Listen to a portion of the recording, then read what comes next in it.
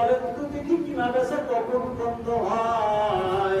একটু চিন্তা করেন কিনা বেচা কোন সময় বন্ধ হয়ে যায়।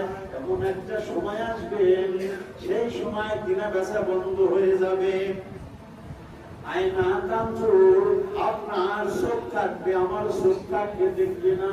শুনলা তাসমা, কান থাকবে, শুনবে না। লিসাননা কালবিলা তাতাফাক্কার, দিল থাকবে কিন্তু বুঝার শক্তি থাকবে না। কালবিলা তাতাফাক্কার, আকুল্লাহ তুমাইয়িজ, কালবের থাকবে, নবীর উম্মতের দল বুঝার শক্তি থাকবে না।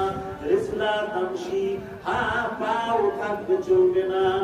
নবীর উম্মতের দল তখন হাত থাকবে, হাত নড়াচড়া করবে না।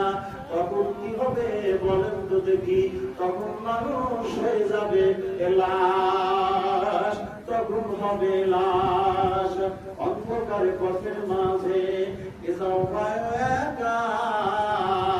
মনের মাঝে খেলছে তোমার কত আঁকা বাঁকা, সাদ্দাত সমকল্প তোমায় ফেলিতে নাহি দিবে। অঙ্কার মালাকুল মাউত তোমায় নিয়ে যাবে। মরণ থেকে যতই পালাও ও মরণ তোমার নইবে গিরি। যদি শুধু আকাশ মানে লোকাও সেটাই লাগিয়ে সিঁড়ি। নদী পথে নৌকা চালাও ও মাঝি ভাই, বেলা ডুবার আগে আমি উপার যেতে চাই।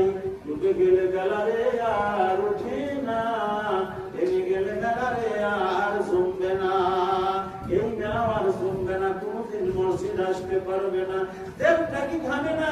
কেউ কেউ চিন্তা করে না তো কথা কিরকম করুনি বলে।